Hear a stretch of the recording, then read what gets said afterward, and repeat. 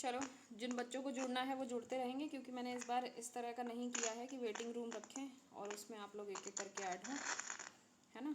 तो तुम लोग अपना माइक ऑफ कर लो, अपना वीडियो भी ऑफ कर लो, ठीक है। और हम लोग शुरू करते हैं। और चूंकि ये लेक्चर रिकॉर्ड हो रहा है, इसलिए बाद में बच्चे इसको ऐसे देखकर भी एक्सेस कर सकते हैं, तो ये एक फ़ायदे वाली चीज़ रहेगी हम लोग के साथ में, ठीक। तो फिलहाल ये जो न्यूज़ आई है अभी शासन की तरफ से, वो तो तुम लोग ने पढ़ी ली होगी पेपर में, कि अभी कुछ ऐसा प्लान किया जा रहा है कि आप लोग ये जो बीए फर्स्ट ईयर और सेकेंड ईयर वाले हैं, इनको प्रमोट किया जाएगा। और आप लोग का जो एग्ज़ाम है वो जो थर्ड ईयर का एग्ज़ाम है उसके साथ में लिया जाएगा। तो कहने का मतलब ये है, इस साल कोई एग्ज़ाम नहीं देना है, लेकिन जो आपका नेक्स्ट वाला एग्ज़ाम वाला सेशन आएगा, एग्ज़ाम वाला टाइम आएगा, उसमें आपको 2 एग्ज़ाम देने रहेंगे।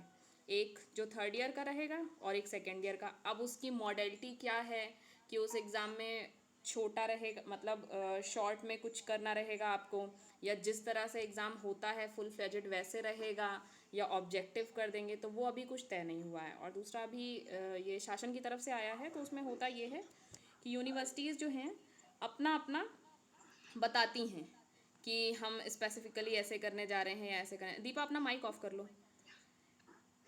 तो यूनिवर्सिटीज़ जो हैं वो इस तरह से अपना जो उनका पर्टिकुलर होता है सिस्टम, वो उसको तय करती हैं। तो खैर उसका देखा जाएगा क्या कैसा आता है। फ़िलहाल अभी हमको ये करना है कि अभी सेकेंड ईयर हम लोग पढ़ चुके हैं, ठीक।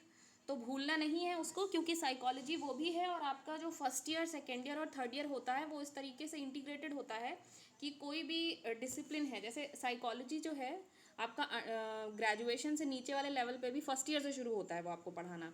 तो फर्स्ट ईयर और सेकेंड ईयर में, मतलब 11th और 12th में, वो आपको इस तरीके से बताया जाता है कि साइकोलॉजी में क्या क्या पढ़ने वाले हो, उसके बारे में थोड़ा थोड़ा चीज़ें हर एक के बारे में जान लो। तो फर्स्ट ईयर और सेकेंड ईयर 11th और 12th में जो जो चीज़ें हैं उनके एक तरीके से बस आपको नाम नाम बता दिए जाते हैं, और उनका नेचर किस तरीके का है थोड़ा सा ऐसे बता दिया जाता है। जब आप ग्रेजुएशन में आते हो तो उसी चीज़ को और इलेबोरेट कर दिया जाता है, और फिर कुछ चीज़ें जो हैं उसमें आपको डिटेल से बताई जाती हैं, जिससे कि आप ये तय कर पाओ कि आगे आपको मास्टर्स के लेवल तक उन चीज़ों को ले जाना है या नहीं ले जाना है। तो ये आपका जो सिलेबस है उसका पर्पज़ ये रहता है। तो अगर आपने देखा हो कि जो आपका बीए फर्स्ट ईयर था, तो बीए फर्स्ट ईयर में हमारे पास कौन से साइकोलॉजी में हमारे 2 पेपर थे। एक हो गया आपका बेसिक साइकोलॉजिकल प्रोसेसेस, तो उसमें आपने देखा होगा पहले सबसे पहले वाली यूनिट में आपका डेफिनेशन गोल ऑफ साइकोलॉजी इस तरह से दे दिया। फिर किस तरह से जो भी आपका व्यवहार है, जो भी आप बिहेवियर करते हैं, वो उसका जो बैकग्राउंड होता है वो तय आखिरकार कहाँ से होता है। तो उसके लिए आपको बताया गया कि कोई भी व्यवहार है उसका बायोलॉजिकल बेसिस होता है। फिर उसके बाद बायोलॉजिकल बेसिस होता है जब सारी चीज़ें फिजियोलॉजिकल हैं तो हम लोग माइंड के बारे में क्यों पढ़ें, ये क्वेरी आती है। तो उसके लिए आपको ये भी बता दिया गया कि आखिर माइंड होता क्या है, और सब कुछ बायोलॉजी से डिफाइन नहीं होता है, उसमें कुछ एनवायरनमेंट का भी रोल होता है। तो कैसे वो चीज़ें जो आपका एक्सटर्नल एनवायरनमेंट है और आपकी बॉडी के अंदर का जो एनवायरनमेंट है जिसको हम फिजियोलॉजी बोलते हैं, उसके साथ में इंटरेक्ट करके वो किस तरीके से वो आपके बिहेवियर को अफेक्ट करता है, वो सब आपको बताने के लिए जो बायोलॉजी वाली चीज़ें हैं कि हमारे ब्रेन का स्ट्रक्चर क्या है, वो कैसे बना हुआ है, जो संवेदना का प्रोसेस है, सारी ज्ञानेंद्रियों से जो हमें सूचनाएं मिलती हैं वो हमारे शरीर वो उसको हमारा ब्रेन इंटरप्रेट करता है, फिर उसके आधार पर कैसे हम चीज़ों को देखते हैं। फिर ये करने के बाद जो स्पेसिफिक ह्यूमन बिहेवियर्स होते हैं, जिसमें से कई चीज़ें ऐसी भी हैं जो एनिमल किंगडम है उसके साथ में हमारे में कॉमन होती हैं। जैसे सीखने का व्यवहार हमारे अंदर भी होता है, सीखने का व्यवहार जानवरों में भी होता है, लेकिन अब हमारा सीखना जानवरों के सीखने से कैसे अलग होता है। तो ये सारी चीज़ें ये आपको बता दी, ये सारी चीज़ें। आवाज़ नहीं आ रही? हेलो, मैसेज में तुम लोग लिख के बता दो भाई। आ रही है? तो जिस बच्चे को नहीं आ रही है वो एक बार उसको मैसेज करके बता दो कि एक बार फिर से लॉग आउट करके फिर से ज्वाइन करे, है ना। तो कुछ समस्या हो सकती है उसके एंड पर भी। और बाकी अपना माइक वाइक तुम लोग ऑफ रखना और आपस में मैसेज वैसेज करते रहना, ठीक है। एक दूसरे को फैसिलिटेट करो। बाकी ये लेक्चर हम रिकॉर्ड कर दे रहे हैं तो इसको ड्राइव में फिर डाल देंगे बाद में, जिनका नहीं छूट जा रहा है जिनका, वो भी एक्सेस कर सकते हैं, ठीक है। तो हम लोग क्या बात कर रहे थे कि जो फर्स्ट ईयर है उसमें आपको बायोलॉजिकल बेसिस बता दिया गया कि आखिरकार जो व्यवहार होता है वो शुरू कहाँ से होता है, बॉडी से शुरू होता है। तो बॉडी के अंदर कुछ तो ऐसी प्रक्रियाएं हुई होंगी जिसकी वजह से हम बॉडी के बाहर, मतलब अपने शरीर से और अपने मन से, और जो जो व्यक्तित्व बनता है जिसको हम बोलते हैं, तो उसका बैकग्राउंड क्या है, वो कहाँ से डिसाइड होता है। तो वो सारी चीज़ें आपको बायोलॉजिकल बेसिस ऑफ बिहेवियर में पढ़ा दी गई। फिर उसके बाद एक आपका पेपर होता था बीए फर्स्ट ईयर में स्टैटिस्टिक्स का। तो स्टैटिस्टिक्स क्यों पढ़ाई गई आपको, ये बताने के लिए कि हम जो भी चीज़ों का कंक्लूजन निकालते हैं, जो निष्कर्ष निकालते हैं, शोधों से जो निष्कर्ष निकालते हैं, उन निष्कर्षों को निकालने के लिए हम कौन से गुणा भाग करते हैं। तो उसमें आपने देखा होगा आपका स्टैटिस्टिक्स वाला जो पेपर था आपका, उसमें सब आपको ये लगा होगा कि अरे कितनी मैथ्स भरी हुई है इसमें, कि अभी तो हमको फ्रीक्वेंसी डिस्ट्रीब्यूशन भी पढ़ना है, फिर उसमें मीन मीडियन मोड निकालो, फिर नॉर्मल डिस्ट्रीब्यूशन, पता नहीं क्या नई सी चीज़ बता दी गई है हमको, फिर कोरिलेशन निकालो, फिर हाइपोथेसिस है उसको टेस्ट करना, अनोवा वनोवा, इस तरह की कुछ चीज़ें बता दी गई। तो ये चीज़ें आप लोग को इसलिए बताई गई जिससे कि आपको ये पता रहे कि आप जो है जिस चीज़ को आपने पढ़ना शुरू किया है, हमने क्या पढ़ना शुरू किया, हमने साइकोलॉजी, मनोविज्ञान पढ़ना शुरू किया। और आपको हम बताएं दुनिया में जितनी भी चीज़ें हैं उनमें से सबसे ज़्यादा जटिल अगर कोई चीज़ है तो वो है मानव मन, ठीक, और उसके प्रोसेसेस, उसकी प्रक्रियाएं। क्यों ये जटिल है, क्योंकि देखो अगर मान लीजिए हम इसकी तुलना ये जो आपके भौतिक विज्ञान होते हैं, तो फिजिकल साइंसेज होती हैं, उनसे करें, ठीक।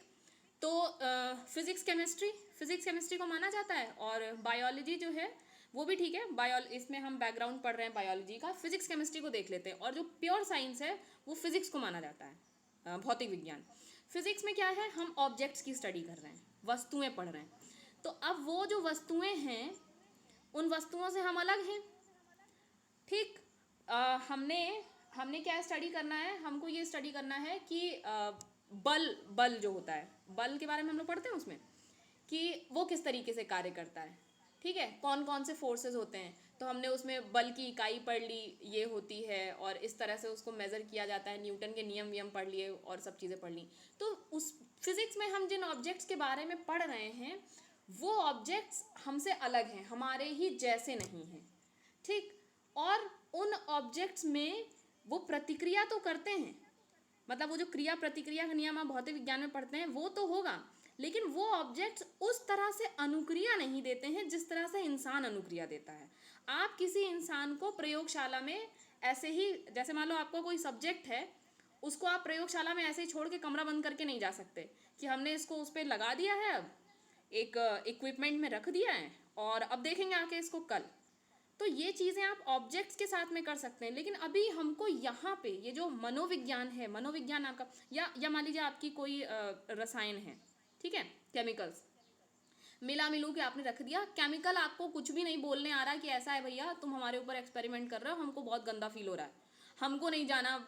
हाइड्रोजन बोल रही है कि हमको ऑक्सीजन से हमारी लड़ाई हो गई है, हमको मत मिक्स करो उसके साथ में, तुम पानी वानी मत बनाओ, ठीक है। तो अभी हाइड्रोजन और ऑक्सीजन इस तरह से they can not talk back to you, वो आपको अनुक्रियाएं नहीं दे सकते। लेकिन ये जो मनोविज्ञान है इसमें हमको क्या करना है, हम जो हैं हमको हमारे ही जैसे दूसरों को स्टडी करना है। और ऐसे इंडिविजुअल्स जो कि, अंशिका क्या कर रही हो तुम, उस पर पेन चलाने लग गई स्लाइड पे, देखो क्या हो रहा है तुम्हारे सिस्टम में, पेन मत चलाओ, हाँ ठीक है।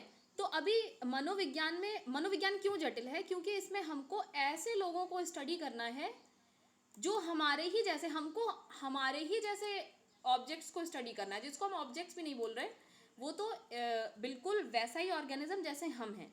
तो अब इसमें मुश्किल क्रिएट होगी कि नहीं होगी। और जो ये आपका एनिमल किंगडम है वो इवॉल्व होते होते होते यहाँ तक पहुँचा, तो उसका जो कॉम्प्लिकेशन, उसकी जो जटिलता है, उसका जो शीर्ष है, जटिलता का शीर्ष है मानव मन, और उसके बारे में हम अभी बहुत कम जानते हैं। तो उसके बारे में कैसे जानें, कैसे स्टडी करें, ये सब क्या चीज़ें हैं, ये इन चीज़ों के बारे में बहुत सारे रिसर्चेस हो चुके हैं, बहुत सारे कंक्लूजन्स आ चुके हैं। उसमें कई सारे ऐसे कंक्लूजन्स भी हैं जो कन्फ्लिक्टिंग हैं, जो एक दूसरे के विपरीत हैं। तो अब उन्हीं सारी गुत्थियों को सुलझाने के लिए कैसे उनको करना है, और वो हैं क्या एक्चुअल में, उसके हिसाब से कि आप उसको समझ पाएँ, और जब आप उन चीज़ों को समझ लें तो उसमें आगे शोध करके उसमें कुछ कंट्रीब्यूट कर पाएँ, कुछ उन चीज़ों को समझने में आप कुछ योगदान दे पाएँ। इसकी जो बैकग्राउंड है वो आपकी तैयार की जाती है जब आपको ग्रेजुएशन में कोई एक पर्टिकुलर सब्जेक्ट पढ़ाया जाता है। चूंकि हम साइकोलॉजी की बात कर रहे हैं तो हम स्पेसिफिकली मनोविज्ञान की बात करेंगे कि वो क्यों पढ़ाया जा रहा है। तो हमको बायोलॉजिकल बेसिस पता चल गया कि जो भी चीज़ें हो रही हैं उसका आखिरकार जीव वैज्ञानिक कारण क्या है वो हमको पता चल गया। और जो आपका सेकेंड पेपर था जो आपने फर्स्ट ईयर में पढ़ा, उसमें आपको कुछ जोड़ घटाने के माध्यम से जो हम कंक्लूजन निकालते हैं क्वांटिटेटिव फॉर्म में, अंकों के फॉर्म में, वो चीज़ें आपको बता दी गई। फिर उसके बाद आप लोग प्रमोट होके आ गए सेकेंड ईयर में। ठीक है, अब सेकेंड ईयर में क्या कहानी हुई कि व्यवहार का जो बेसिस था, जो जैविक बेसिस था, उसके बारे में तो आपको बता दिया गया। लेकिन क्या ये व्यवहार, जितने भी व्यवहार होते हैं वो सारे हमेशा सामान्य ही चलते रहते हैं क्या? तो नहीं, हमको ये भी देखने को मिलता है कि कुछ व्यवहार जो है उसकी एक पर्टिकुलर मात्रा, जैसे मान लो कोई व्यक्ति है वो अपना काम बहुत अच्छे से करता है, ठीक है, हर चीज़ एकदम नियम से, बिल्कुल सुबह इस टाइम उठना है तो उठना है, फिर उसके बाद इस समय तक नाश्ता करना है तो करना है, इतने इतने टाइम स्टडी करनी है तो करनी है, बहुत बढ़िया चल रहा है। लेकिन अगर मान लीजिए उसका यही व्यवहार सनक की हद तक हो जाए कि अगर उसके शेड्यूल में ज़रा सा भी ऊपर नीचे हुआ तो वो पूरे घर की आफत कर दे और फिर वो सारा काम छोड़ दे कि अगर होगा तो ऐसे होगा और नहीं तो फिर नहीं होगा। तो अब इससे क्या होगा, उसका ये बिहेवियर का ये जो फॉर्म हो गया ये एक्सट्रीम फॉर्म हो गया। उससे क्या दिक्कत होगी, उसके व्यक्तिगत जीवन में उसकी जो सामान्य जीवन की क्रियाएं हैं वो बाधित होंगी। उससे जुड़े हुए जो लोग हैं, उससे जुड़े हुए कौन से लोग, उसके प्राथमिक समूह के लोग हो सकते हैं, उसके द्वितीयक समूह के लोग हो सकते हैं, प्राइमरी एंड सेकेंडरी ग्रुप हम लोगों ने पढ़ा था। तो उनको प्रॉब्लम होने लगे और उस इंडिविजुअल को अपनी लाइफ में पर्टिकुलर प्रॉब्लम्स होने लगे। तो ये व्यवहार जो है ये असामान्य व्यवहार की श्रेणी में आ गया। अब ये जो असामान्य व्यवहार हैं इनको हम कैसे कैटेगराइज करते हैं, कैसे पहचानेंगे और क्या उनका कोई इलाज भी हो सकता है, इन सब की जानकारी आपको दे दी गई बीए सेकेंड ईयर का जो आपका फर्स्ट वाला पेपर था जिसका नाम था साइकोपैथोलॉजी, है ना। साइकोपैथोलॉजी को बोलते हैं मनोविकृति विज्ञान। उसमें आपको उसकी जानकारी दे दी गई कि आपको ये जानकारी हो कि व्यवहार का ये फॉर्म जो होता है ये सामान्य होता है जिससे सोसाइटी ओके ओके रहती है कि हाँ ठीक है भाई ये बड़ी अच्छी आदत है। जैसे कि अभी कोरोना काल में सबसे बढ़िया आदत क्या है कि आप अपने हाथ धोइए, कुछ छूने के बाद हाथ धोइए। लेकिन इसी हाथ धोने से रिलेटेड एक डिसऑर्डर भी है जब वो इतना एक्सेसिव हो जाए कि अभी अभी आप क्या करोगे, दिन में 10 बार हाथ धोगे, 10 बार कुछ एलियन चीज़ें छुई और जो आपकी घर की चीज़ें हैं चूंकि वो किसी चीज़ से इन्फेक्टेड है नहीं तो उनको छूने के बाद हाथ नहीं धोना है, लेकिन बाहर से कोई चीज़ लाते हो तो आपको हाथ धोना है। लेकिन अगर यही क्रिया दिन में 50 बार होने लगे तो आप सोचिए आपकी हाथों की स्किन का क्या होगा। लेकिन ये डिसऑर्डर, मतलब ये बिहेवियरल डिसऑर्डर जो है ये लोगों में पाया जाता है। ठीक, इसको हम डिसऑर्डर क्यों कहने लगे, क्योंकि अब देखो इसको रिलेट करो जो आपको फर्स्ट ईयर में पढ़ा दिया गया था, नॉर्मल कर्व। जो आपको एनपीसी पढ़ा दिया गया था उस एनपीसी में आपको क्या बताया गया था कि जो हमारे बिहेवियर्स होते हैं उसमें मोस्टली जो साइकोलॉजिकल एट्रीब्यूट्स होते हैं, इसको हमने मुझे याद है हमने क्लास में भी एक बार आपको बोर्ड पे बना के बताया था कि जो मोस्टली जो साइकोलॉजी मनोवैज्ञानिक जो विशेषताएं होती हैं हमारे व्यवहार की, जो एट्रीब्यूट्स होते हैं वो मोस्टली जो नॉर्मल कर्व होता है उसके बीच में कहीं लाया करते हैं। तो आप जब नॉर्मल कर्व को देखोगे तो जैसे घंटी रखी हुई या उल्टी उस तरह से दिखता है, तो बीच वाला पार्ट जो होता है वो सबसे ज़्यादा ब्रॉड और किनारे किनारे वो छोटा छोटा एरिया मतलब कम कम होता जाता है। तो इसका मतलब है कि मोस्टली हम लोग का व्यवहार जो है सामान्य की श्रेणी में आता है। अगर उस व्यवहार की मात्रा बहुत अधिक हो जाती है तो वो एक्सट्रीम में चला जाता है, तो वो आ जाएगा असामान्य की कैटेगरी में। अगर उस व्यवहार की मात्रा बहुत कम हो जाती है तो वो असामान्य में हो जाएगा। जैसे कि बुद्धि को ले लें तो बुद्धि एक प्रकार का आपका साइकोलॉजिकल एट्रीब्यूट है, और अगर किसी में बहुत ही ज़्यादा मतलब सुपर इंटेलिजेंट है कोई, जिसको जीनियस और उससे भी आगे, तो वो हो गया आपका गिफ्टेड। ठीक, और अगर उसकी मात्रा इतनी ज़्यादा कम हो जाए कि इंडिविजुअल के कोई काम ही नहीं हो पा रहे हैं तो वो आपका मंद बुद्धि और उस वाली श्रेणियों में चला गया। अब जो डेली लाइफ में समस्याएं हैं, ऐसा नहीं है कि जो गिफ्टेड हैं उनके नहीं आती हैं, उनकी सोशल स्किल्स बड़ी पुअर होती हैं क्योंकि उनका सारा जो दिमाग है उसका कंसंट्रेशन एक ही तरफ हो गया, तो वो भी प्रॉब्लमेटिक होता है। तो ये जो नॉर्मल कर्व के जो एक्सट्रीम्स हैं उनमें अगर कोई व्यवहार चला जाता है तो वो आपका आ गया असामान्य की श्रेणी में। हालांकि ये जो असामान्य व्यवहार है ये टर्म अब यूज़ नहीं किया जाता है, उसको हम साइकोलॉजिकल डिसऑर्डर बोलते हैं। जिस तरह से फिजियोलॉजिकल डिसऑर्डर्स होते हैं, फिजिकल डिसऑर्डर्स होते हैं, उसी तरह से हम उसको मनोवैज्ञानिक विकृति बोलते हैं, असामान्य व्यवहार नहीं बोलते हैं। ठीक, तो ये आपने पढ़ लिया बीए सेकेंड ईयर के फर्स्ट पेपर में। और बीए सेकेंड ईयर के सेकेंड पेपर में क्या पढ़ा? सेकेंड पेपर था हमारा समाज मनोविज्ञान। उसमें हमने पढ़ लिया कि इंडिविजुअल जो है सोसाइटी में रहता है, क्योंकि हम लोग सोशल बीइंग्स हैं, हम लोग अकेले नहीं रह सकते। अगर हम लोग अकेले भी हैं तो हम जो सोचेंगे जिन टर्म्स में और जिन टर्म्स में हमारे आइडियाज़ चलते हैं उसमें कहीं ना कहीं दूसरे लोग इन्वॉल्व होते ही होते हैं। तो हम लोग बिना सोसाइटी के रह ही नहीं सकते। तो वो सोशल साइकोलॉजी में आपको पढ़ा दिया गया। और सबसे ज़्यादा जो समाज में समस्याएं होती हैं और मनुष्य को जिन समस्याओं से जूझना पड़ता है वो सारी की सारी आपकी सोशल साइकोलॉजी से रिलेटेड होती हैं। जैसे कि आप अपना अगर सोशल साइकोलॉजी का सिलेबस देख लो तो उसमें हम लोग ने एग्रेशन के बारे में पढ़ा था। ठीक है, तो ये एक सोशल प्रॉब्लम की तरीके से आपको पढ़ाया गया। बाकी कुछ कुछ चीज़ें पढ़ाई गई थी, एटीट्यूड पढ़ाया गया था, लीडरशिप पढ़ाया गया था, कम्युनिकेशन पढ़ाया गया था, और प्रो सोशल बिहेवियर सहायता परक व्यवहार पढ़ाया गया था, कैसे हम इंप्रेशन बनाते हैं दूसरों का, ये सब पढ़ाया गया था। और इसको अगर बढ़ा दिया जाता आपका सिलेबस तो इसमें आपको ये भी पढ़ा दिया जाता कि जो क्या बोलते हैं, जो सोशल टेंशन होते हैं, सामाजिक तनाव, वो कैसे हो जाते हैं, गरीबी एक समस्या क्यों है, नगरीकरण समस्या क्यों हो जाती है, किस तरह से लोग जब यहाँ से वहाँ माइग्रेट करते हैं तो वो प्रॉब्लम्स हो जाती हैं, जो कास्ट वाली प्रॉब्लम है उसको कैसे टैकल किया जा सकता है, उसके क्या क्या कारण हैं। तो ये सारी जो हैं ये आपकी सामाजिक समस्याएं, तो उसका एक व्यू आपको दे दिया गया बीए सेकेंड ईयर का जो सेकेंड पेपर था सोशल साइकोलॉजी। अब उसके बाद आप लोग आ गए बीए थर्ड ईयर में। ठीक है, तो यहाँ पे हम लोग बात करने जा रहे हैं कि बीए थर्ड ईयर में एक्चुअल में आप लोग को क्या क्या पढ़ना पड़ेगा और उसको आपको पढ़ाने का कारण क्या है। तो वहाँ पे आपकी बैकग्राउंड एक बन गई कि आपको पता चल गया जो भी साइकोलॉजिकल हो रहा है उसको अल्टीमेटली हमको बॉडी में जाके देखना है, बॉडी के अंदर क्या हो रहा है बायोलॉजिकल बेसिस, और क्या गुणाभाग करना है, वो गुणाभाग आपको पढ़ा दिया गया स्टैटिस्टिक्स में। फिर व्यवहार में क्या विकृतियां हो सकती हैं वो आपको पढ़ा दी गई असामान्य मनोविज्ञान में। और समाज में रह के मनुष्य के व्यवहार किस तरीके के होते हैं, कैसे कैसे बिहेवियर देखने को मिलते हैं और उनको कैसे इन्फ्लुएंस किया जा सकता है, वो हमने पढ़ लिया सोशल साइकोलॉजी में। अब हम आ गए बीए थर्ड ईयर में। तो ये जो आपका बीए थर्ड ईयर है इसमें जो पेपर्स हैं, भैया स्लाइड चेंज हो जाओ, हाँ, तो पेपर देखो ज़रा इसमें कौन कौन से हैं। फर्स्ट पेपर है आपका साइकोलॉजिकल रिसर्च एंड मेजरमेंट, मनोवैज्ञानिक शोध एवं मापन, इसको हिंदी में बोलते हैं। तो वहाँ पे जो आपने बीए फर्स्ट ईयर में स्टैटिस्टिक्स पढ़ी थी, जो आपने सांख्यिकी पढ़ी थी, उस सांख्यिकी को आखिर उसकी हमें ज़रूरत कहाँ पड़ती है, कब लगाते हैं वो सांख्यिकी। तो वो जो रहस्य था उसको, उस रहस्य की गुत्थी आपकी थर्ड ईयर में आके सुलझी।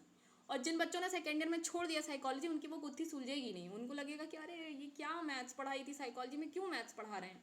तो अब आपको थर्ड ईयर में आके पता चला कि पेपर 1 में ये जो रिसर्च है, जो हमें शोध करना होता है, जो हम नई नई चीज़ों का पता लगाते हैं, उनमें किस तरह से निष्कर्ष निकालना है, उसके लिए हमको ज़रूरत पड़ती है जो आपने वहाँ पे सीखा था कि फ्रीक्वेंसी डिस्ट्रीब्यूशन क्या होता है, नॉर्मल कर्व क्या होता है, मीन मीडियन मोड कैसे निकालते हैं, दो कोई चर हैं तो उन चरों में कैसे सहसंबंध निकाला जाएगा, उसकी ज़रूरत यहाँ पे पड़ती है। तो मनोवैज्ञानिक शोध के पार्ट के रूप में हमें स्टैटिस्टिक्स की ज़रूरत पड़ती है। वो एक टूल है, जैसे वो कोई मैकेनिक होता है ना या कोई कारपेंटर होता है तो उसके पास एक टूल बॉक्स होता है, उसके अंदर उसका पेचकस ही मुझे पता है, और भी रेंच वेंच होते हैं कुछ, है ना। तो उससे वो क्या करता है, वो अपना काम करता है, फर्नीचर बनाने का काम करता है। तो कोई डिसिप्लिन है, साइकोलॉजी का डिसिप्लिन है, उसमें आपने सब जानकारी इकट्ठी कर ली, तो अब क्या मतलब यही करते रहोगे, जानकारी इकट्ठी कर ली और बस हो गया, ये तो बड़ा स्वार्थपरता का काम हुआ। तो परोपकारिता वाला काम कौन सा हुआ कि आपने जिस जो भी डिसिप्लिन है जिसके बारे में आपको जानकारी मिली है, आप उसमें कुछ योगदान भी करें। और ये योगदान जो है वो आप कैसे कर सकते हैं, आप शोध करके कुछ ऐसी चीज़ जो हमें अभी तक नहीं पता है उन चीज़ों को खोज निकाल कर ला सकते हैं, आप इस तरह से उस फील्ड में योगदान कर सकते हैं। तो बीए थर्ड ईयर में जब सिलेबस बनाने वालों ने देखा कि अच्छा भाई बच्चों की बैकग्राउंड तैयार हो गई है, तो अब ऐसा करें उनको थोड़ा रिसर्च करना सिखा दें जिससे कि वो कुछ कुछ उस डिसिप्लिन में योगदान करने के लिए कुछ चीज़ें कर सकें। तो आपको क्या सिखाया जा रहा है फर्स्ट पेपर में, मनोवैज्ञानिक शोध और मापन, कि किस तरह से आप जो जैसे हमने फर्स्ट ईयर में पर्सनैलिटी के बारे में पढ़ लिया, आपको प्रैक्टिकल में कुछ पर्सनैलिटी टेस्ट करने को दिए गए, लेकिन वो टेस्ट बनाए कैसे जाते हैं, ऊपर से भगवान उतर के तो बना के नहीं देते हैं, हम ही लोग जो होते हैं पढ़ लेंगे हम, फिर उसके बाद हम भी टेस्ट बनाएंगे, ठीक है। तो उसका प्रोसीजर क्या होता है, वो प्रोसीजर आपको ये जो आपका पेपर है इसमें बताया जाएगा, ठीक। और शोध करने के क्या तरीके होते हैं, और शोध में हमको किन किन चीज़ों की ज़रूरत पड़ती है, क्या क्या चीज़ें हमें पता होनी चाहिए, उसका प्रोसेस क्या होता है, उसके स्टेप्स क्या होते हैं, और फिर मान लो शोध कर करा के हमने कोई चीज़ निकाली तो अब हम उसको कैसे बताएं लोगों को। ये सारे जो क्वेश्चंस हैं, इनके क्वेश्चंस के आंसर्स आपको मिलेंगे। ये जो आपका फर्स्ट वाला पेपर है साइकोलॉजिकल रिसर्च एंड मेजरमेंट। अच्छा, ये अभी हम लोग यहाँ पे ओवरऑल सिलेबस डिस्कस कर रहे हैं, उसके बाद ये जो फर्स्ट पेपर है इसका एक एक टॉपिक, उस टॉपिक के अंदर हम क्या पढ़ने वाले हैं और वो क्यों ज़रूरी है आपके लिए, उसको हम नेक्स्ट सेशन में रख लेंगे, ठीक है। तो फिलहाल आपका फर्स्ट पेपर ये हो गया जिसमें आपको ये बताया जाएगा कि अगर आपको ये जो फील्ड है जिसका आपको इतना ज्ञान प्राप्त हो गया है, उस फील्ड में अगर आपको कुछ योगदान करना हो तो वो आप कैसे करेंगे, और इसमें जो चीज़ें यूज़ की जा रही हैं, जैसे आपको कुछ कुछ टेस्ट दे दिए गए हैं या कोई स्केल दिया गया है या कोई आपको स्टडी करनी है, तो उसमें आप कैसे मापन करेंगे, कैसे पता लगाएंगे कि इसके अंदर बुद्धि की मात्रा कम है ज़्यादा है, क्योंकि हमारे पास बाँट तो है नहीं जिस तरह से हम वो वज़न नाप लेते हैं, या मीटर का कोई स्केल नहीं है कि बस मीटर का एक स्केल खरीद लाए वहाँ से कितना कपड़ा निकालना है, क्या करना है, या फिट की स्केल हो गई, प्लॉट नाप लिया अपना, उस तरह की चीज़ें नहीं हैं।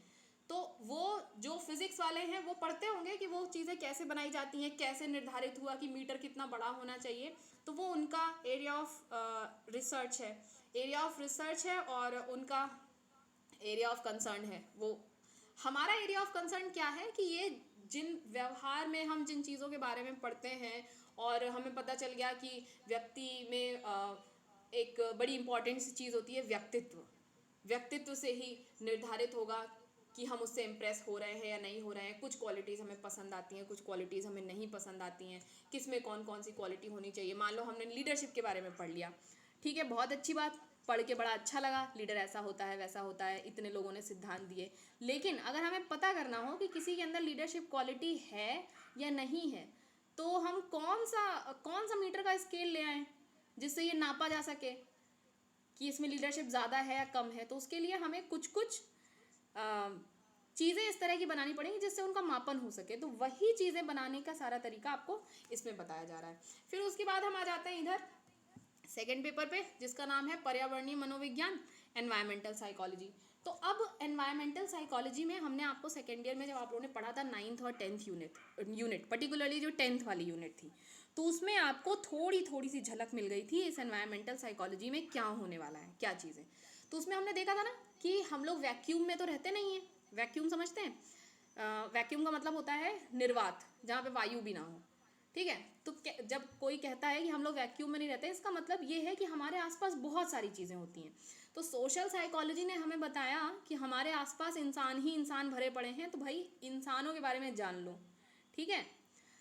अब आप इस धोखे में ना रहें कि आपके आसपास सिर्फ इंसान ही हैं। इंसान के अलावा भी बहुत सारी चीज़ें हैं, और वो बहुत सारी चीज़ें क्या हैं, वो है आपका एनवायरनमेंट, ठीक। अब आपके एनवायरनमेंट में आपके आसपास की जो भौतिक चीज़ें हैं, कौन सी फर्नीचर हो गया, किस तरह के घर में आप रह रहे हैं, कैसी बिल्डिंग में रह रहे हैं, आर्किटेक्चर वहाँ का कैसा, ये सब चीज़ें उसमें देखी थी, वो हो गया। और उसके अलावा जो आपके आसपास का पर्यावरण है, मौसम की दशाएं कैसी चल रही हैं। जैसे इमेजिन करो इस समय अभी वो अरब सागर में वो कौन सा आया था, मीटिंग 10 मिनट में एंड होने वाली है, कोई बात नहीं, हम लोग 10 मिनट में ख़त्म कर लेंगे। यस, जो अरब सागर में ये जो अभी साइक्लोन आया हुआ था, उसका नाम क्या था, टॉक्टे ऐसे बोलते हैं उसको, ठीक है। तो हाँ, ताउते, ज्योग्राफी वाले ज़्यादा अच्छे से बता पाएंगे, या जो करंट अफेयर्स पढ़ रहा है वो ज़्यादा अच्छे से बता पाएगा, ठीक है। तो अभी वो साइक्लोन आया था, तो आपको क्या लगता है कि ये सिर्फ जियोलॉजी वालों का और ज्योग्राफी वालों का ही स्टडी एरिया ऑफ कंसर्न है कि साइक्लोन है उसके बारे में पढ़ना, क्या उससे जो मानव जीवन है वो प्रभावित नहीं हो रहा। आप सोचिए उस साइक्लोन की वजह से जिन लोगों जो अपने घर से बेघर हो जा रहे हैं, उनकी मानसिक अवस्था पे क्या फ़र्क पड़ रहा होगा। क्या उनके अंदर, आप लोगों ने बीए सेकेंड ईयर में साइकोपैथोलॉजी में मैं देख लेती हूँ आपको पीटीएसडी पढ़ाया गया कि नहीं, पोस्ट ट्रॉमेटिक स्ट्रेस डिसऑर्डर नहीं पढ़ाया गया, लेकिन आपका जो 11th यूनिट है उसमें स्ट्रेस डिसऑर्डर दिया हुआ है, और उसमें दिया हुआ है stress due to normal calamities like earthquakes, storm. तो साइक्लोन क्या होता है, एक बहुत ज़्यादा तेज़ वाली आंधी होती है। तो आप देखो कि ये जो स्ट्रेस वाला डिसऑर्डर है, ये इस वजह से भी हो सकता है क्योंकि आप ने किसी आपदा को झेला है, किसी ने किसी अपने को खोया है, अपना घर खो देना, आजीविका का साधन है वो खो देना, तो ये कहीं ना कहीं आपका जो मानसिक अवस्था है उस पर प्रभाव डाल रहा है। तो ये भी हमारा एरिया ऑफ स्टडी है। तो सोशल साइकोलॉजी ने हमें बताया कि हमारे आसपास इंसान हैं, तो उनको हमें जानना समझना पड़ेगा कि एज ए ग्रुप जब हम इंसानों के बीच में रहते हैं तो हम कैसा व्यवहार करते हैं, कैसे उनका व्यवहार हमें प्रभावित करता है और कैसे हम उनके व्यवहार को प्रभावित कर सकते हैं। एनवायरमेंटल साइकोलॉजी आपको ये बताएगी कि इंसानों के अलावा जो हमारे आसपास चीज़ें हैं वो किस तरह से हमको प्रभावित करती हैं, कैसे हम उनको प्रभावित कर सकते हैं और कैसे अल्टीमेटली जो ह्यूमन लाइफ है उसमें इम्प्रूवमेंट लाया जा सकता है, ऐसा क्या किया जाए। तो जैसे मान लीजिए अभी यहाँ पे जब डिजास्टर मैनेजमेंट की बात होती है, आपदा प्रबंधन की बात होती है, तो मोस्टली आपदा प्रबंधन में इस चीज़ की बात होती है कि अगर कोई साइक्लोन आए तो इंफ्रास्ट्रक्चर हमारा ऐसा होना चाहिए कि वो उससे निपटने के लिए हम तैयार हों, अर्ली वार्निंग सिस्टम होने चाहिए, लोगों को पहले से आगाह कर दिया जाए। लेकिन क्या आप इसको सोच के देखिएगा कि क्या मेंटल हेल्थ प्रोफेशनल्स की भी ज़रूरत होती है, हो सकती है क्या कि ऐसे लोग जो बहुत शॉक की अवस्था में हैं, अब उनको किसी से बात करने को नहीं है, आपस में हो सकता है वो शेयर करते हो, लेकिन कोई ऐसा आके उनको कुछ दिलासा दे दे, कुछ उनको बता दे, इस तरह के लोगों की ज़रूरत होती होगी या नहीं होती होगी। तो यहाँ पे अगर आपको ऐसा लगता है कि हाँ ऐसे लोगों की ज़रूरत होती है, तो यहाँ पे एनवायरमेंटल साइकोलॉजिस्ट और साइकोलॉजिस्ट का रोल आ जाता है, जहाँ पे आप ह्यूमन बिहेवियर जो है उसके डिफरेंट एस्पेक्ट्स को देख रहे हो और उन एस्पेक्ट्स में हर उस फैक्टर को स्टडी कर रहे हो जो उनके बिहेवियर को प्रभावित कर सकता है। अब कोई समुद्र के किनारे रह रहा है, कोई रेगिस्तान में रह रहा है, कोई बहुत हरे भरे लाश इलाके में रह रहा है, कोई बर्फीली जगहों पर रह रहा है, उन सब अलग अलग जगहों पर रहने वाले लोगों के व्यवहार पर उनका जो इस तरह का जो भौतिक पर्यावरण है क्या वो असर डालता होगा या नहीं डालता होगा, किस तरह से असर डालता है, वो सारी चीज़ें हम पढ़ने वाले हैं एनवायरमेंटल साइकोलॉजी में। इसके भी सिलेबस को हम डिटेल में डिस्कस कर लेंगे। फिर उसके बाद हमारा आता है ऑर्गेनाइजेशनल साइकोलॉजी, और अभी जो आपका थर्ड ईयर में अभी तक जो स्कीम चली आ रही थी तो उसमें ऐसा होता था कि एनवायरमेंटल साइकोलॉजी पढ़ाती हैं माधुरी मैम, ऑर्गेनाइजेशनल साइकोलॉजी पढ़ाते हैं हम, और ये जो फर्स्ट पेपर है साइकोलॉजिकल रिसर्च का वो पढ़ाते थे भाटिया सर। तो भाटिया सर इस सेशन से भाटिया सर का रिटायरमेंट हो गया है, तो अभी ये पेपर देखते हैं कौन पढ़ाएगा। हालांकि this paper is very close to my heart, तो हो सकता है मैं ही पढ़ाऊँ ये पेपर, बाकी जो भी होगा देख लेंगे हम लोग क्या टाइम टेबल बनता है। फ़िलहाल तो अभी हम आपको ये पेपर छुट्टियों में ये वाला पेपर ही पढ़ाने जा रहे हैं, ठीक है। इसलिए भी क्योंकि ये पेपर आपका ना सिर्फ एज पार्ट ऑफ साइकोलॉजी काम आएगा, अगर आप किसी और डिसिप्लिन में भी पीजी करते हो तो उसमें भी रिसर्च तो हर एक में करनी ही पड़ेगी आगे जाकर अगर आप गए। तो ये तो आपको चाहे आप इकोनॉमिक्स में आगे जाओ या साइकोलॉजी में जाओ या ज्योग्राफी में जाओ या और भी जो सब्जेक्ट्स हमारे यहाँ पे उन सब में आगे जाओ, तो आपको रिसर्च और मेजरमेंट तो पता होना ही होना पड़ेगा। उसमें कई चीज़ें ऐसी हैं जो सारे डिसिप्लिन्स में कॉमन है, तो फिलहाल हम इसको टेकअप करेंगे। अच्छा, फिर उसके बाद आ गए हम लोग ऑर्गेनाइजेशनल साइकोलॉजी में। तो ऑर्गेनाइजेशनल साइकोलॉजी में देखो अब क्या है, अब यहाँ पे जो हमारी कंट्री या इवन पूरे दुनिया में अल्टीमेटली दो चीज़ें हमको जो कंट्रीज़ हैं उनके रिलेशंस में डोमिनेट करती हुई दिखाई देती हैं। कौन सी? एक तो राजनीति, ठीक है, पॉलिटिक्स, हर जगह किसकी सत्ता है, कौन क्या कर रहा है। दूसरा इकोनॉमी, ठीक। अब इकोनॉमी के लिए क्या ज़रूरी है? इंडस्ट्रीज़ हों, तरह तरह के ऑर्गेनाइजेशंस हों। अब इसमें वो जो ऑर्गेनाइजेशन हो सकते हैं वो मुनाफा कमाने के लिए भी हो सकते हैं और वो सर्विस ऑर्गेनाइजेशंस भी हो सकते हैं, ठीक है। सर्विस ऑर्गेनाइजेशंस कैसे? ये आपका स्कूल हो गया, कॉलेज हो गया, हॉस्पिटल हो गया, तो ये सारे ही संगठन हैं जो किसी एक स्पेसिफिक उनका पर्पज़ है उसको पूरा करने के लिए बनाए हुए हैं, ठीक है। तो अब इन संगठनों के अंदर वहाँ पे जब हमने सोशल साइकोलॉजी पढ़ी थी तो समाज के अंदर, अब समाज जो है वो बहुत ही ब्रॉड टर्म है, ठीक।